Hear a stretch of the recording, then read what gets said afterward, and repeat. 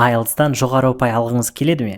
Мен өзім IELTS-тан 2 рет 8,5 ұпайын алдым және маған көмектескен барлық кеңестер мен әдістерді осы курстың ішінде айтып бердім. Көп адам IELTS-қа дайындалғанда дайындықты неден бастарын білмейді. Сол үшін бұл курс нақты жүйелі дайындықты қалайтындарға арналған. Бұл 8 апталық жазылған видеокурс. Ішінде listening, reading, writing and speaking бәрі қамтылған.